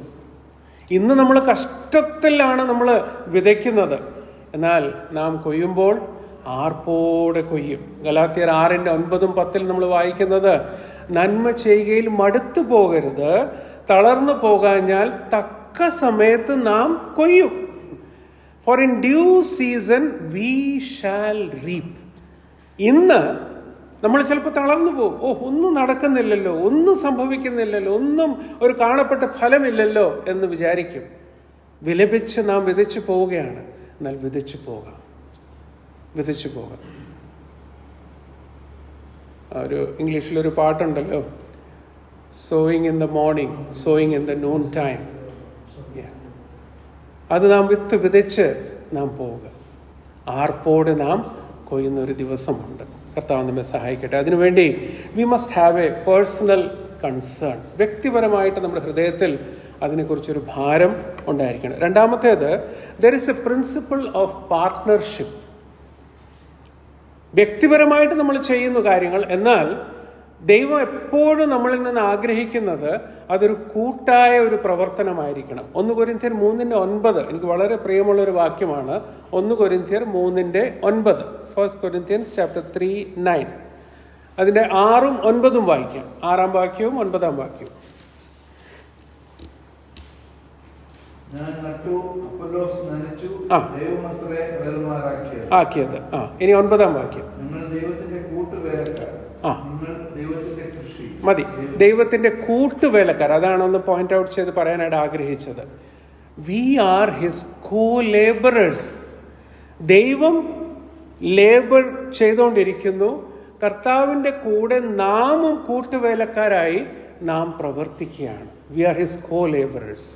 ഓരോരുത്തർക്ക് കർത്താവ് ഒരു ശുശ്രൂഷ നൽകിയിട്ടുണ്ട്. ആ ശുശ്രൂഷ വിശ്വസ്തയോടുകൂടി നാം ചെയ്യുക. മമ്മിയുടെ കൂടെ ഞാൻ ഈ ഇസ്രായേൽ കാണാൻ പോയ സമയത്ത്, മമ്മി പ്രായമുള്ള ഒരു സ്ത്രീയാണ്, അതുപോലെ തന്നെ ഉള്ള പ്രായമുള്ള വേറെ 2 പേരുണ്ടായിരുന്നു. എന്നാൽ അവർക്ക് കൂടെ ആരുമില്ല. ഞാൻ സഹായത്തിന് മമ്മിയുടെ കൂടെ ഉണ്ട്. അപ്പോൾ ഇവരുടെ ഈ സ്ഥിതി കണ്ടിട്ട് ഞാൻ മിക്കവാറും ഇവരുടെ എല്ലാ കാര്യങ്ങളും നോക്കാനായിട്ട് ഒരു സമയം ഞാൻ എടുക്കുമായിരുന്നു. അവരുടെ ലഗേജ് എടുക്കാനും ആവശ്യമുള്ള കാര്യങ്ങൾ എത്തിച്ചു കൊടുക്കാൻ. ഇപ്പോഴും അവരുമായിട്ട് നല്ല ബന്ധമുണ്ട്. ഇന്ന് പട്ടം അസംബ്ലിയിൽ പോയപ്പോൾ അവർ ആൻറ്റിയെ കാണുവാനായിട്ട് സാധിച്ചു. ഞാൻ പറഞ്ഞത്, അന്ന് മടങ്ങി വന്ന ശേഷം ഒരു ദേവദാസൻ എന്നോട് ചോദിച്ചു, അച്ഛാ, ഞാൻ അവിടെ പോയപ്പോൾ ആ ഗാർഡൻ ടൂമ്പിൽ എനിക്കൊരു ശുശ്രൂഷയ്ക്കുള്ളൊരു സമയമുണ്ടായിരുന്നു. അച്ഛൻ അവിടെ പോയപ്പോൾ വല്ലതും ഉണ്ടായിരുന്നു? ഞാൻ പറഞ്ഞു, എനിക്ക് വലിയൊരു ശുശ്രൂഷ കർത്താവ് തന്നായിരുന്നു. ആ 10 ദിവസവും ഈ 3 സഹോദരിമാരുടെ എല്ലാ കാര്യങ്ങളും ചെയ്യാനായിട്ടുള്ള വലിയ ശുശ്രൂഷ. എനിക്കതിൽ വളരെ സന്തോഷമായിരുന്നു. പലപ്പോഴും നമ്മൾ വിചാരിക്കുന്നത് പുൾപിറ്റിൽ നിന്ന് ശുശ്രൂഷിക്കുന്നതാണ് ഏറ്റവും ഉയർന്ന ശുശ്രൂഷ എന്നുള്ളത്. അല്ല. ഏത് ശുശ്രൂഷ കർത്താവ് തന്നിട്ടുണ്ടോ ആ ശുശ്രൂഷയ്ക്ക് ദൈവത്തിൻ്റെ ദൃഷ്ടിയിൽ അതിൻ്റെ പ്രാധാന്യതയുണ്ട്. ദൈവത്തിന് സ്തോത്രം. A partnership. മൂന്നാമത്തേത് പേഷ്യൻസ്. ദീർഘക്ഷമയോടുകൂടി കാത്തിരിക്കുക. വിത്ത് വിതച്ച്, നമ്മൾ ഈ പണ്ട് പഞ്ചതന്ത്ര സ്റ്റോറിയിലൊക്കെ വായിക്കുമ്പോൾ ഈ കുരങ്ങന്മാർ പോയിട്ട് ഈ വിത്ത് വിതച്ചിട്ട് പിറ്റേ ദിവസം തന്നെ ഒന്ന് നോക്കും അവിടെ വല്ല മാറ്റമുണ്ടോ എന്ന്. വളർന്നു വരുന്ന സമയത്ത് വീണ്ടും നോക്കും എന്തെങ്കിലും ഫലം അതിലുണ്ടോ എന്നുള്ളത്. എന്തെങ്കിലും നടക്കുമ്പോൾ എല്ലാം ഉണങ്ങിപ്പോകും. പേഷ്യൻ്റായിട്ട് തന്നെ നമ്മൾ വെയിറ്റ് ചെയ്യുക. അതിന് ഫലം കർത്താവിൻ്റെ സമയത്ത് വരും. നമുക്ക് നന്നായിട്ട് അറിയുന്ന ഒരു വിഷയം തന്നെയാണ്. അപ്പോൾ ഈ സത്യങ്ങൾ നാം ഓർത്തിരിക്കേണ്ട അത്യാവശ്യമാണ്. ഇത് ചെയ്യുന്ന സമയത്ത് ഒരു കാര്യം നമ്മൾ ചെയ്യരുത്. അതും കൂടി ഒന്ന് ഓർമ്മപ്പെടുത്തട്ടെ. സദൃശവാക്യം 6-ാം അധ്യായം അതിൻ്റെ 19-ാം വാക്യം.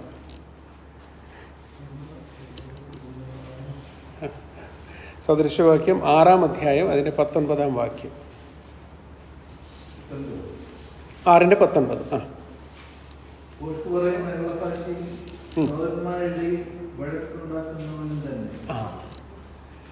Who is breeding. അവിടെ പ്രത്യേകമായിട്ട് ഇംഗ്ലീഷിൽ ഒരു ട്രാൻസ്ലേഷൻ പറഞ്ഞിരിക്കുന്നത് സഹോദരന്മാരുടെ മധ്യത്തിൽ വേർപിരിവിൻ്റെ വിത്ത് വിതയ്ക്കുന്നവൻ. മനസ്സിലായോ? ദൈവമാണ് നമ്മളെ ഈ ഏകോപിച്ച് ഈ ഐക്യതയിലേക്ക് കൊണ്ടുവന്നിരിക്കുന്നത്. അതിൻ്റെ വിരുദ്ധമായിട്ട് സഹോദരന്മാരുടെ മധ്യത്തിൽ വേരിൻ്റെ തിക്തമായിട്ടുള്ള വിത്ത് വിതയ്ക്കുന്നവൻ അവൻ ശപിക്കപ്പെട്ടവൻ. അതാണ് ഇംഗ്ലീഷിലെ മൂല ട്രാൻസ്ലേഷനിൽ പറഞ്ഞിരിക്കുന്ന ഒരു കാര്യം. Who brings Discord among brethren. അതൊരിക്കലും നമ്മുടെ ജീവിതത്തിൽ സംഭവിക്കരുത്. ഗലാത്യർ 6:7-8 വാക്യങ്ങൾ വായിക്കുന്ന സമയത്ത് ജഡത്തിൽ വിതയ്ക്കുന്നതിനെ കുറിച്ച് അവിടെ പറയുന്നുണ്ട് അല്ലേ? ജഡത്തിൽ വിതയ്ക്കുന്നവൻ എങ്ങനെ കൊയ്യും? ജഡത്തിൽ തന്നെ കൊയ്യും. അതിന് യാതൊരു സംശയവുമില്ല. നമ്മൾ പഴയ ഒരു ഇംഗ്ലീഷ് സ്റ്റേറ്റ്മെന്റ് ആണല്ലോ, as you so so you റീപ്പ്. നമ്മൾ എങ്ങനെ വിതയ്ക്കുന്നു അതുപോലെ തന്നെ ആയിരിക്കും നമ്മൾ കൊയ്യുന്നത്. ജഡത്തിൽ വിതച്ചാൽ ജഡത്തിൽ തന്നെ കൊയ്യും, ആത്മാവിൽ വിതച്ചാൽ ആത്മാവിൽ കൊയ്യും. എത്രയോ ഗൗരവമേറിയ ഒരു കാര്യമാണ്. നമ്മൾ വിതച്ചത് അത് ഫലം കായ്പാൻ വേണ്ടി ദീർഘക്ഷമയോടുകൂടെ കാത്തിരിക്കുക. മൂന്നാമത്തെ ഒരു സിമ്പിൾ നാം കാണുന്നത് ദ സോയിൽ. അതാണല്ലോ ഇവിടുത്തെ ഏറ്റവും പ്രധാന വിഷയം. The soil speaks of the human heart. ഇവിടെ വിത്ത് വീഴുന്ന ആ സ്ഥലം, ആ മണ്ണ്, അത് മനുഷ്യൻ്റെ ഹൃദയമാണ്. മനുഷ്യൻ്റെ ഹൃദയമാണ്. ഒന്ന് നമ്മൾ കണ്ടു, ദ സീഡ്. രണ്ടാമത്തേത് ദ സോവർ. മൂന്നാമത്തേത് the soil. Seed, sower, soil. ആ മണ്ണ് വീഴുന്ന സ്ഥലം അത് മനുഷ്യൻ്റെ ഹൃദയമാണ്. അതിനെക്കുറിച്ച് 4 വിധത്തിലുള്ള ഹൃദയത്തെക്കുറിച്ചാണ് നമ്മളിവിടെ വായിക്കുന്നത്. ഒരു ദേവദാസൻ എഴുതിയിരിക്കുന്നത് ഇങ്ങനെയാണ്: the soil has a great potential. You can either turn it into a garden or you can make it into a jungle. ഈ മണ്ണ് അല്ലെങ്കിൽ ഒരു സ്ഥലം നമുക്കുണ്ടെങ്കിൽ അത് നമുക്ക് വേണമെങ്കിൽ ഈ അലവലാതി ചെടികൾ വളർന്നു വരുന്ന ഒരു ജംഗിളാക്കി മാറ്റാം, അല്ലെങ്കിൽ ഒരു മനോഹരമായിട്ടുള്ളൊരു പൂന്തോട്ടമാക്കി അതിനെ മാറ്റാം. ഇത് ഭാഗം ഇന്നലെ രാത്രി ചിന്തിക്കുന്ന സമയത്ത്, പണ്ട് അത് വാസ്തവമാണോ എന്ന് എനിക്ക് അറിഞ്ഞുകൂടാ, ഈ ജപ്പാനിൽ നിന്ന് ഒരു ഗ്രൂപ്പ് അവർ വന്ന് അന്നത്തെ ഒരു കോയലേഷൻ ഗവൺമെൻറ്റിൽ പലരെയും കണ്ടു. അങ്ങനെ അവർ ബീഹാറിൽ പോയി അതെല്ലാം സന്ദർശിച്ച് വന്ന് അവർ ലാലു പ്രസാദ് യാദവിനോട് പറഞ്ഞു, you give us Bihar for 7 months. We will convert it into a mini Japan. ഞങ്ങൾക്കൊരു 7 മാസത്തിന് വേണ്ടി ബീഹാർ തരിക, ഞങ്ങൾ ഇതിനൊരു ചെറിയ ജപ്പാനാക്കി മാറ്റും. അപ്പോൾ ലാലു പ്രസാദ് നമുക്കറിയാമല്ലോ, അദ്ദേഹം പറഞ്ഞു, you give us Japan and with 7 days we can convert it into a mini Bihar. ഞങ്ങൾക്ക് ഈ ജപ്പാന് ഞങ്ങൾക്കൊരു 7 ദിവസത്തിന് തന്നാൽ മതി, ഞങ്ങൾ അതിനൊരു ബീഹാറാക്കി മാറ്റും. നമ്മൾ പ്രത്യേകമായിട്ട് ഓർക്കേണ്ടത്, ഈ മണ്ണിൻ്റെ ഗതി ഏത് വിധത്തിലായിരിക്കും അത് ആശ്രയിക്കുന്നത് ആ മണ്ണിൻ്റെ റിസപ്റ്റീവ് പവറിലാണ്.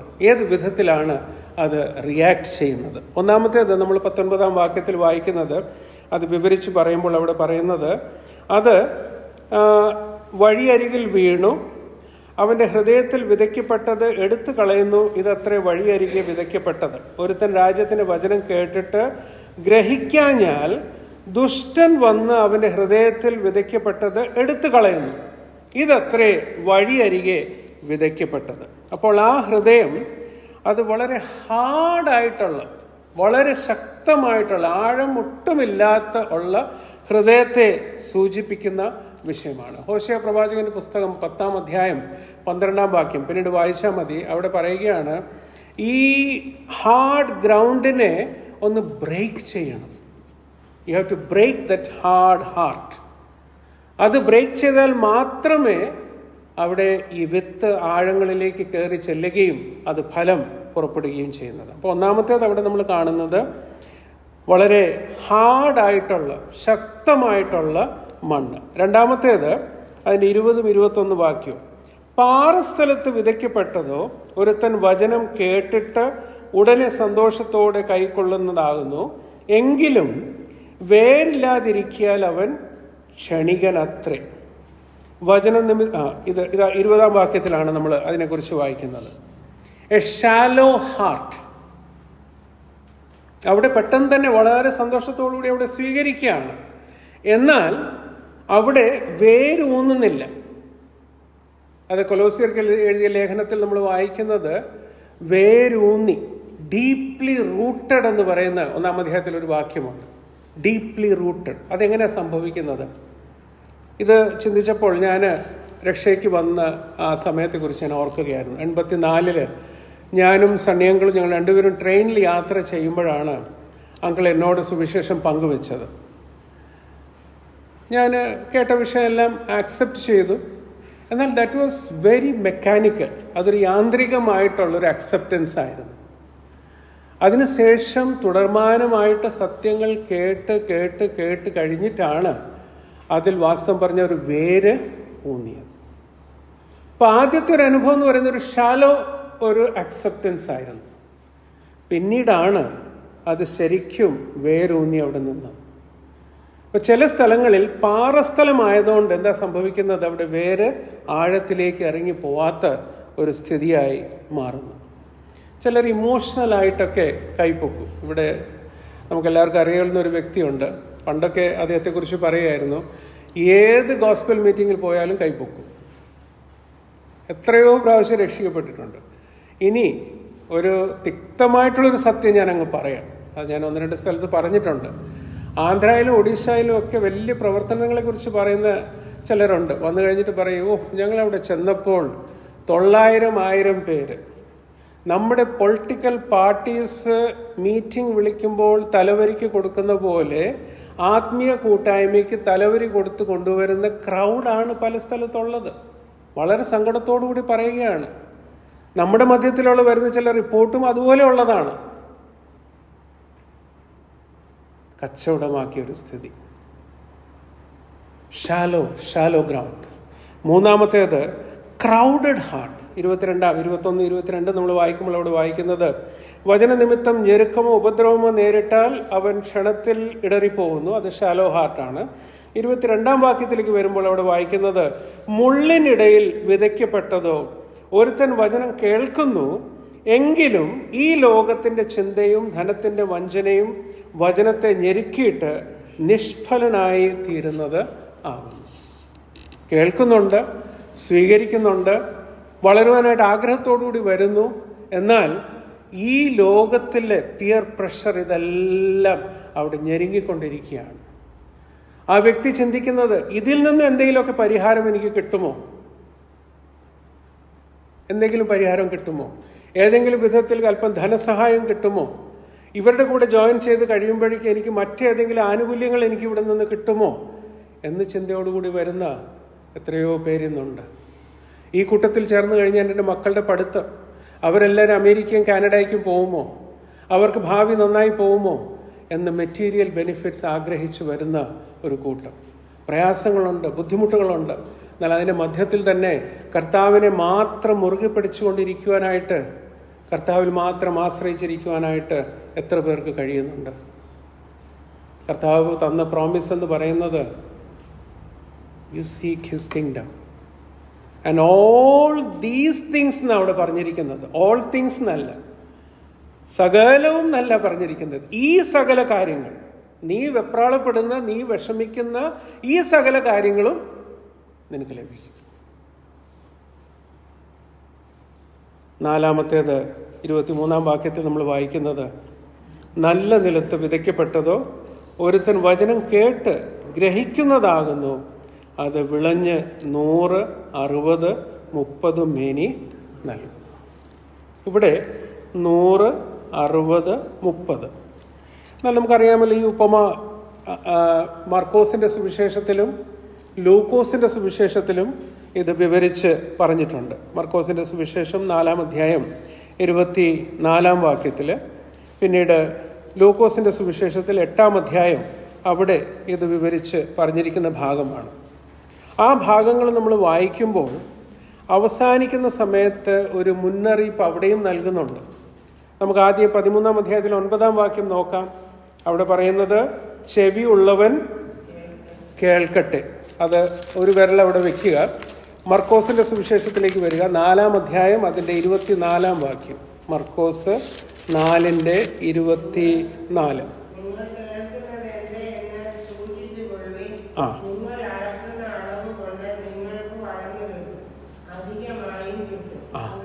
മതി. അവിടെ പ്രത്യേകം ശ്രദ്ധിക്കുക, നിങ്ങൾ കേൾക്കുന്നത് എന്ത് എന്ന് സൂക്ഷിച്ചുകൊള്ളുവിൻ. നിങ്ങൾ അളക്കുന്ന അളവ് കൊണ്ട് നിങ്ങൾക്ക് അളന്നു കിട്ടും, അധികമായും കിട്ടും. വാസ്തവം പറഞ്ഞ് ഇത് വായിച്ചപ്പോൾ ഞാൻ ഭയപരവശനായി. ഒരു മുന്നറിയിപ്പാണ്. ഇനി ലൂക്കോസിന്റെ സുവിശേഷം 8-ാം അധ്യായത്തിലേക്ക് വരാം. അതിൻ്റെ 18-ാം വാക്യം. ലൂക്കോസ് 8-ലാണല്ലോ ഉപമ വിവരിച്ചു പറഞ്ഞിരിക്കുന്നത്. ഉള്ളവന് കിട്ടിയില്ലാത്തവനോട് ഉണ്ട് എന്ന് തോന്നുന്നതും കൂടെ എടുത്തു കളയും. 8-ാം അധ്യായത്തിലെ 18-ാം വാക്യം നമ്മൾ വായിച്ചത്, ആകയാൽ നിങ്ങൾ എങ്ങനെ കേൾക്കുന്നുവെന്ന് സൂക്ഷിച്ചു കൊള്ളുവിൻ. ഉള്ളവന് കിട്ടും, ഇല്ലാത്തവനോടോ ഉണ്ട് എന്ന് തോന്നുന്നത് കൂടെ എടുത്തു കളയും. എന്തൊരു ഭീകരമായ സ്ഥിതിയാണ്. അവന് തോന്നുക ഉണ്ടെന്ന് അതുപോലും എടുത്തു കളയുന്ന ഒരു സ്ഥിതി. വാസ്തവം പറഞ്ഞ ഈ 2 വാക്യങ്ങൾ, ഈ 3 വാക്യങ്ങൾ, 13:9, 4:24, 8:18 വാക്യങ്ങൾ വായിച്ചപ്പോൾ ഉള്ളിലൊരു ഭയം തന്നെ തട്ടി. അതുപോലെ മുന്നറിയിപ്പ് തന്നിട്ടാണ് ആ ഭാഗം അവിടെ അവസാനിപ്പിക്കുന്നത്. ഈ 4 ഗ്രൗണ്ടിനെ കുറിച്ച് നമ്മൾ കണ്ടല്ലോ. 1 ഹാർഡ്, 2-ാമത്തേത് ഷാലോ, 3-ാമത്തേത് തോൺസ്, 4-ാമത്തേത് നല്ലത്. ഇതേ ഓർഡറിൽ തന്നെ നമുക്ക് യോഹന്നാന്റെ സുവിശേഷം 4-ാം അധ്യായത്തിൽ ശമരിയ സ്ത്രീയോട് നമ്മുടെ കർത്താവ് സംസാരിക്കുമ്പോൾ അതിൻ്റെ സ്റ്റേജസ് നമുക്ക് കാണാനായിട്ട് സാധിക്കും. ആ വിധത്തിലാണ് ശമരിയ സ്ത്രീ റെസ്പോണ്ട് ചെയ്യുന്നത്. ആദ്യം പങ്കുവെക്കുമ്പോൾ ഗ്രൗണ്ട് ഭയങ്കര ഹാർഡാണ്. അടുത്ത അല്പം കൂടി ചില കാര്യങ്ങൾ പറയുമ്പോൾ ഷാലോ. 3-ാമത്തേത് മറ്റ് ചിന്തകളെല്ലാം അവിടെ പങ്കുവെക്കുന്നുണ്ട്. 4-ാമത്തെ സ്റ്റേജിലേക്ക് എത്തുമ്പോഴാണ് യഥാർത്ഥ മശിഹ ഇത് തന്നെ എന്ന് അവിടെ പറയും. അതൊന്ന് ചേർത്ത് വായിക്കുക. അതിന് സമയമില്ല, ഞാൻ അത്രയും പറഞ്ഞ് അവിടെ അവസാനിപ്പിക്കാം. ദൈവവചനം നാം കേൾക്കുക, കേൾവി. നമുക്കറിയാവുന്നൊരു വാക്യമാണല്ലോ റോമാലേഖനം അതിൻ്റെ 10-ാം അധ്യായം അതിൻ്റെ 17-ാം വാക്യം. വിശ്വാസം കേൾവിയാലും, കേൾവി ദൈവത്തിൻ്റെ വചനം. ദൈവത്തിൻ്റെ വചനം, മറ്റൊന്നുമല്ല. അത് ശ്രദ്ധയോടുകൂടെ നമ്മുടെ മനസ്സിൽ വയ്ക്കുക. അപ്പോസ്തല പ്രവൃത്തി 7-ാം അധ്യായം 57-ാം വാക്യം, അത് ഞാൻ തന്നെ ഒന്ന് വായിക്കാം. അപ്പോസ്തല പ്രവൃത്തി 7-ാം അധ്യായം 57-ാം വാക്യം.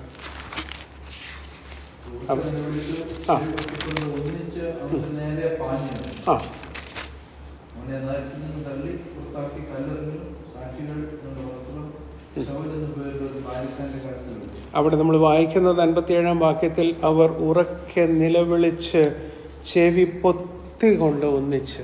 കാരണം എന്താണ്? അത്രയും നേരം സ്തെഫാനോസിന്റെ വാക്കുകൾ അവർ കേൾക്കുകയായിരുന്നു. എന്തെങ്കിലും ക്രിയയായോ? ഒന്നുമില്ല.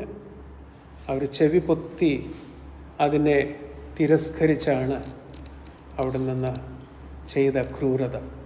ആദ്യത്തെ രക്തസാക്ഷിയായി സ്തെഫാനോസ് മാറി. അവസാന വാക്യത്തിൽ അതേ അധ്യായം 7-ാം അധ്യായം 60-ാം വാക്യത്തിലേക്ക് വരുമ്പോൾ നമ്മൾ വായിക്കുന്നത്, അവനോ മുട്ടുകുത്തി, കർത്താവേ, അവർക്ക് ഈ പാപം നിർത്തരുതേ എന്ന് ഉച്ചത്തിൽ നിലവിളിച്ചു. ഇത് പറഞ്ഞിട്ട് അവൻ നിദ്ര പ്രാപിച്ചു. അവിടെ അതിൻ്റെ 56-ാം വാക്യത്തിൽ നമ്മൾ വായിക്കുന്നത്, ഇതാ സ്വർഗം തുറന്നിരിക്കുന്നതും മനുഷ്യപുത്രൻ ദൈവത്തിൻ്റെ വലത്ത് ഭാഗത്ത് നിൽക്കുന്നതും ഞാൻ കാണുന്നു എന്ന് പറഞ്ഞു. അത്രയും മഹത്വമുള്ളൊരു വിഷയം പറഞ്ഞപ്പോഴാണ് അവർ നിലവിളിച്ച് ചെവി പൊത്തിയത്. ഇന്ന് വിശ്വാസകോളത്തിൽ തന്നെ നിർമ്മലമായ ദൈവവചനം അത് കേൾവിക്ക് വേണ്ടി കാര്യങ്ങൾ കർത്താവ് ക്രമീകരിച്ച് തരുമ്പോൾ അതിനെ ലഘൂകരിച്ചുകൊണ്ട് യാതൊരു വില കൽപ്പിക്കാതെ പോകുന്നൊരു കൂട്ടത്തെ നാം കാണുന്നില്ലേ? ദൈവവചനത്തെ സ്നേഹിക്കുവാനും അതിന് മുന്നിൽ നമ്മെ തന്നെ താഴ്ത്തുവാൻ കർത്താവ് നമ്മെ സഹായിക്കട്ടെ. നമ്മുടെ ഹൃദയം ഇങ്ങനെ ആയിരിക്കട്ടെ. ശമൂവേൽ ബാലൻ പറഞ്ഞതുപോലെ, എന്നോട് അരുളി ചെയ്യണമേ, അടിയനിതാ അത് കേൾക്കുവാനായിട്ട് തയ്യാറായിട്ട് സന്നദ്ധനായിട്ട് ആയിരിക്കുന്നു. ഇവിടെ 3 സത്യങ്ങൾ നമുക്ക് ഇതിൽ നിന്നെടുക്കാം. 1, take heed that you here. ഒന്നാമത്തേത് നാം കരുതിക്കൊള്ളുന്ന വിഷയം നാം കേൾക്കുക. Take heed what you here. രണ്ടാമത്തേത് 1, take heed that you here. അതായത് നാം കേൾക്കുക എന്നുള്ള കാര്യം വളരെ പ്രാധാന്യത്തോടുകൂടി എടുക്കുക. രണ്ടാമത്തേത് take heed what you here. നാം എന്താണ് കേൾക്കുന്നത് അതിനെക്കുറിച്ച് നല്ല ബോധമുള്ളവർ ആയിരിക്കുക. ഏതെങ്കിലും കേൾക്കുകയല്ല. ഒരമ്മച്ചി പറഞ്ഞതുപോലെ ഞാൻ പവർ വിഷന്റെ മുന്നിൽ ഇരുന്നിട്ടാണ് ഞായറാഴ്ച ആരാധിക്കുന്നത്. ചിലർ ടി വിയുടെ മുൻപിൽ നിന്ന് ആരാധിക്കുന്നു. പരിമിതികളുണ്ട്, നമുക്ക് ചില കാര്യങ്ങൾക്ക് നമുക്കൊന്നും ചെയ്യാനായിട്ട് പറ്റത്തില്ല. എന്നാൽ നല്ല ആരാധന ചാനൽസും ഉണ്ടല്ലോ. എന്നാൽ അതൊരിക്കലും നമ്മൾ ഒരുമിച്ച് ഞായറാഴ്ച കടന്നു വന്ന് ആരാധനയ്ക്ക് സമം ആകുകയില്ല. ഒരു വിധത്തിലും അതിനെ നമുക്ക് മെക്കാനിക്കലാക്കാനായിട്ട്, യാന്ത്രികമായിട്ട് മാറ്റാനായിട്ട് സാധിക്കത്തില്ല. Take heed what you hear. മൂന്നാമത്തേത് take heed how you hear. മൂന്നാമത്തെ സത്യമെന്ന് പറയുന്നത് നാം എങ്ങനെ കേൾക്കുന്നു അതും അതിനെക്കുറിച്ച് ബോധവാന്മാരായിരിക്കും. ഞാൻ ഒന്നുകൂടി പറയട്ടെ. Take heed that you here. ഒന്ന്, ശ്രദ്ധയോടുകൂടി കേൾക്കുവാനായിട്ട് ഒരുങ്ങുക. രണ്ടാമത്തേത് take heed what you here. എന്താണ് നാം കേൾക്കുന്നത് അതിനെക്കുറിച്ച് ബോധവാന്മാരായിരിക്കുക. മൂന്നാമത്തേത് take heed how you here. എങ്ങനെയാണ് നാം കേൾക്കുന്നത് അതിനെക്കുറിച്ചും ബോധവാന്മാർ ആയിരിക്കുക. കർത്താവ് നമ്മെ സഹായിക്കട്ടെ. ഈ 3 സിംബൽസ്, ഒന്ന് ദ സീഡ്, രണ്ടാമത്തേത് ദ സോവർ, മൂന്നാമത്തേത് ദ സോയിൽ. ഒന്ന് വിത്ത്, രണ്ടാമത്തേത് വിത്ത് വിതയ്ക്കുന്നവൻ, മൂന്നാമത്തേത് ആ വിത്ത് വീഴുന്ന മണ്ണ്. അതിനെക്കുറിച്ച് പൂർണ്ണ ബോധവാന്മാരായിട്ട് കേൾക്കുന്നവർ നാം കേൾക്കുകയും അതിനനുസരിച്ച് നമ്മുടെ ജീവിതത്തെ ക്രമപ്പെടുത്തുകയും ഓരോ ചുവട് വെച്ച് മുൻപോട്ട് പോകുവാൻ നമ്മെ തന്നെ ദൈവസന്നിധിയിൽ താഴ്ത്താം. കർത്താവ് ഇനി അവസരം നൽകുമ്പോൾ ഒരുമിച്ച് കടന്നു വന്ന് നമുക്ക് വീണ്ടും അടുത്ത ഉപമയെക്കുറിച്ച് പഠിക്കാം. അതിനായി കർത്താവ് നമ്മെ സഹായിക്കട്ടെ.